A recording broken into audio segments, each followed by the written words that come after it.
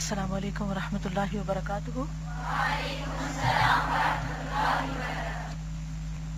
نحمده ونصلی علی رسولہ الکریم، اما بعد فاعوذ باللہ من الشیطان الرجیم، بسم اللہ الرحمن الرحیم، رب اشرح لی صدری ویسر لی امری واحلل عقدۃ من لسانی یفقہوا قولی۔ فصل 38، نفس کی ذلت اور رسوائی۔ گناہوں کی ایک سزا یہ بھی ہے کہ گناہوں سے نفس ذلیل، حقیر اور ناپاک ہو جاتا ہے، تاکہ ہر چیز، ہر بات میں وہ حقیر و بے توقیر ہو کر رہ جاتا ہے۔ طاعت و عبادت نفس میں نمو پیدا کرتی، یعنی نفس کو گرو کرتی، نشو نما کرتی، اسے پاک کرتی۔ تزکیہ کا ایک معنی نشو نما بھی ہوتا ہے نا، آدمی کو باوقار و پرعظمت بنا دیتی۔ چنانچہ اللہ تعالیٰ کا ارشاد ہے، قد افلح من زکاہا وقد خواب من دساہا۔ جس نے اپنی روح کو پاک کیا وہ اپنی مراد کو پہنچا، اور جس نے اسے دبا دیا وہ ضرور گھاٹے میں رہا۔ معنی یہ ہے کہ جس نے نفس کو بڑھایا اور اطاعت الہی کے ذریعے بلند کیا اس نے فلاح پا لی، اور جس نے اسے پست کیا، حقیر کیا، مصیبتوں میں مبتلا کر کے چھوٹا کر دیا، وہ خسارے میں ہے۔ آیت میں لفظ 10 وارد ہے، یہ تجزیہ سے ماخوذ ہے، اور تجزیہ کے معنی خفا کے ہیں، یعنی چھپانا۔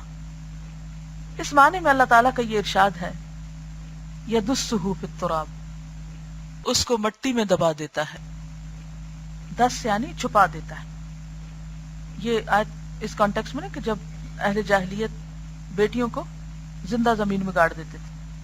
گناہگار اپنے نفس کو معصیت میں چھپاتا ہے، گناہوں میں، اور اس معصیت کو بھی مخلوق سے پوشیدہ رکھنے کی کوشش کرتا ہے، یعنی پہلے گناہ کرتا ہے چھپ کے، پھر لوگوں سے اور اسے چھپاتا ہے تاکہ رسوائی نہ ہو، حالانکہ وہ خود اپنی نگاہوں میں گر چکا، اللہ تعالیٰ کے نزدیک گر چکا، اللہ کی مخلوق کے نزدیک گر چکا۔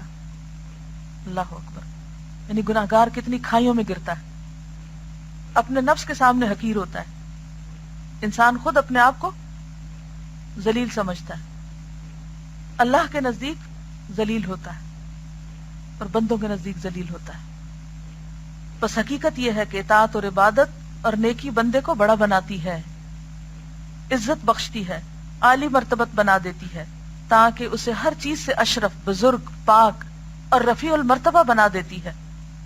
اور باوجود ان ہمہ قسم کی عزتوں، سر بلندیوں کے بھی، جب وہ اپنے آپ کو خدا کے سامنے جھکا دیتا ہے، یعنی زمین پہ سر رکھ دیتا ہے اور حقیر اور ذلیل بنا لیتا ہے، تو اسی ذلت و حقارت کی وجہ سے اسے عزت و شرافت اور سربلندی حاصل ہو جاتی ہے۔